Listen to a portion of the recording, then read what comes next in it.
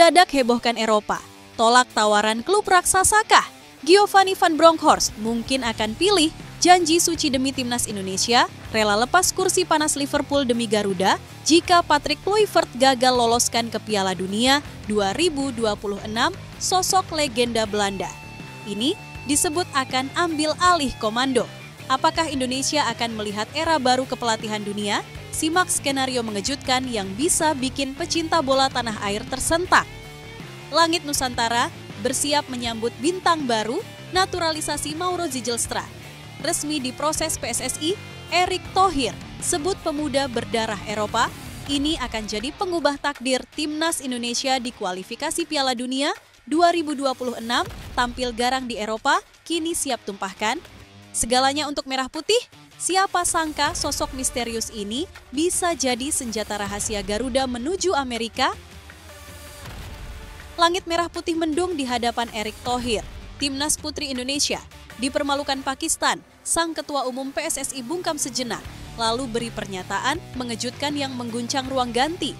Apa yang sebenarnya terjadi? Publik dibuat penasaran, ini bukan sekadar kekalahan biasa, tapi tanda bahaya jelang Piala Asia Wanita 2026. Langit Nusantara bergemuruh. Penyerang timnas Indonesia kesayangan Ciwi-Ciwi yakni El Klemmer, Rafael Struijk, resmi terbang ke negeri kincir angin, gabung klub Eredivisie FC Volendam. Keputusan berani yang bikin publik ternganga, mimpi Garuda menembus Piala Dunia 2026. Makin menggelegar, apa kata pengamat sepak bola Eropa, dan apakah transfer ini bisa ubah peta kekuatan sepak bola Asia?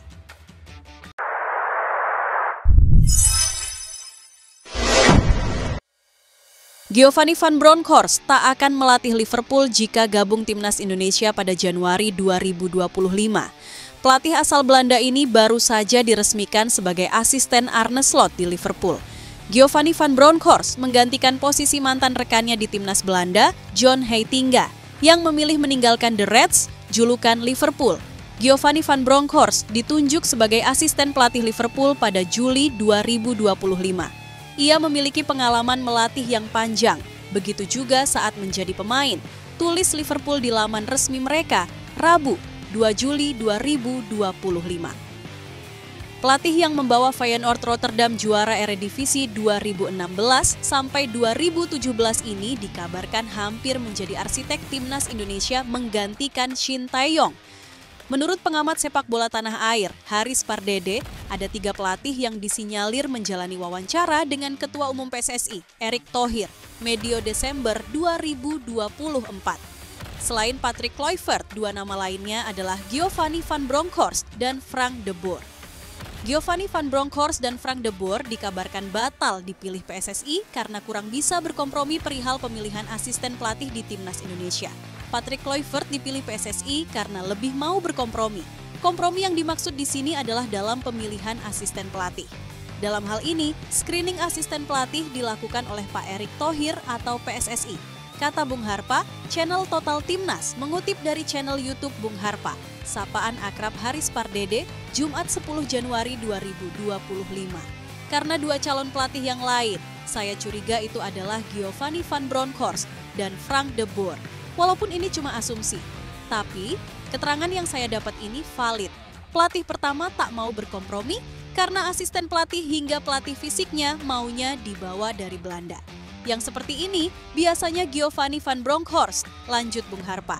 Jika Giovanni van Bronckhorst saat itu terpilih sebagai pelatih timnas Indonesia, apakah juru taktik 50 tahun ini tak akan menjadi asisten Arne Slot di Liverpool saat ini? Tentu ada 2 pilihan yang bisa diambil Giovanni van Bronckhorst, yakni menghormati kontraknya di timnas Indonesia atau memilih hengkang ke Liverpool. Soal menghormati kontrak, 2 asisten pelatih timnas Indonesia saat ini, Denny Lanzaat dan Alex Pastoor, patut diacungi jempol.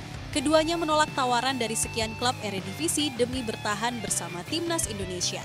Denny Lanzaat mendapat tawaran sebagai asisten pelatih Ajax Amsterdam dan juru taktik Willem Sudugela. Sementara Alex Pastoor mendapat tawaran menjadi pelatih SC Heerenveen, menggantikan posisi Robin van Persie. Sekarang menarik, menanti kelanjutan karier Giovanni van Bronckhorst, Denny Lanzaat, dan Alex Pastoor.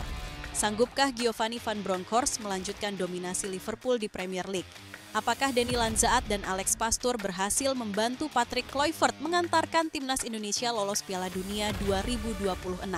Semoga saja ya guys, PSSI segera mengambil keputusan yang tegas kepada Patrick Kluivert atas hasil yang kurang memuaskan yang diterima Indonesia di akhir kualifikasi Piala Dunia ronde 3 Grup C Zona Asia.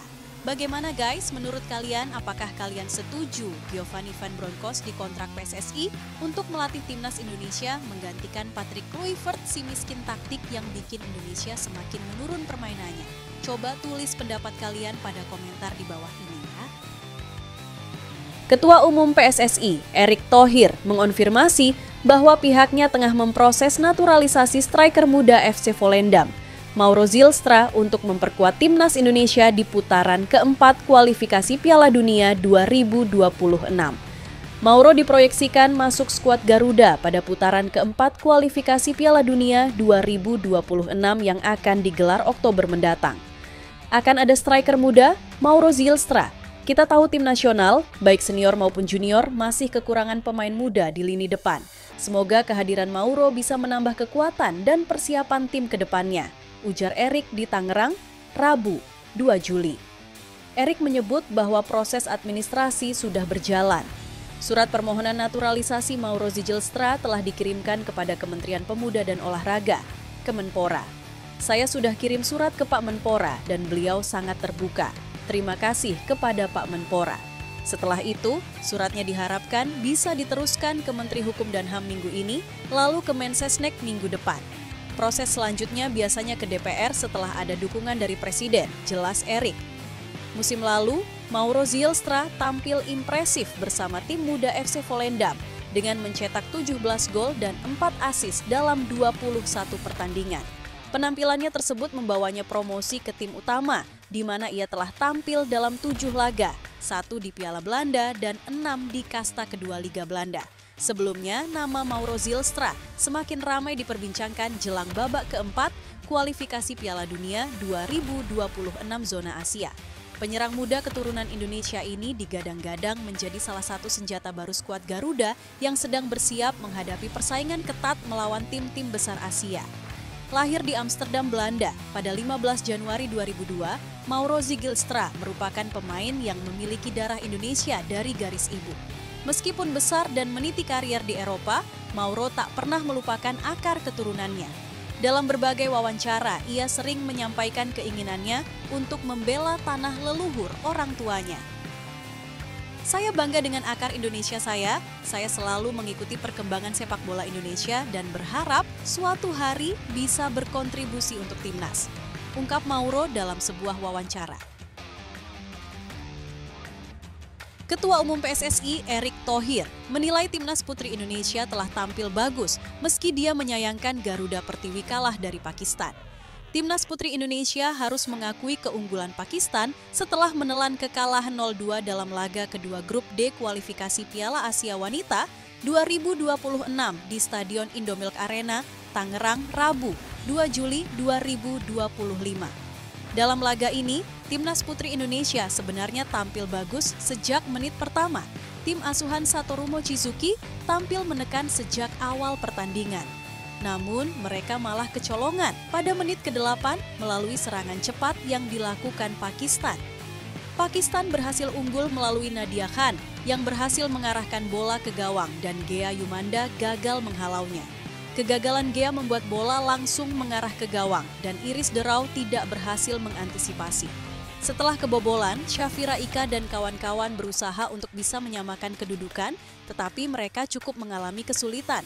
Timnas putri Indonesia malah kebobolan untuk kali kedua pada menit ke-18. Gol kedua Pakistan tercipta melalui eksekusi penalti dari Suha Hirani.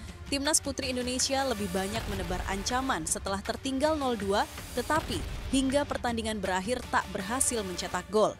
Setelah menyaksikan langsung timnas putri Indonesia dipermalukan oleh Pakistan, Erick Thohir mengakui bahwa perjalanan Garuda Pertiwi memang masih panjang. Ya, memang membangun tim tidak mudah. Ini perjalanan panjang yang harus kami hadapi, ujar Erick Thohir kepada awak media, termasuk bolasport.com di Stadion Indomilk Arena, Tangerang, Rabu, 2 Juli 2025. Kami membangun tim ini kurang lebih setahun. Usianya sangat muda, rata-rata pemain kita ini mungkin masih 19 tahunan, ucapnya.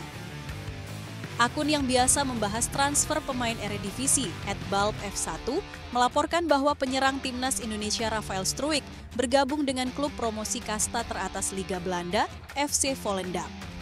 Resmi, penyerang asal Indonesia Rafael Struijk gabung FC Volendam selama 1 tahun, tulis akun @balbf1. Rafael Struijk saat ini berstatus tanpa klub setelah kontraknya tidak diperpanjang kontestan Liga 1 Australia, Brisbane Roar. Penyerang 22 tahun ini gagal menarik perhatian manajemen Brisbane Roar karena hanya mencetak 1 gol dari 10 penampilan di Liga 1 Australia 2024 sampai 2205. Jika benar gabung FC Volendam, Rafael Struijk takkan mudah menembus skuad utama. Ex-penyerang ADO Den Haag ini mesti bersaing dengan nama-nama beken yang baru saja membawa FC Volendam promosi ke Eredivisie 2025 sampai 2026. Beberapa penyerang yang eksis di lini depan FC Volendam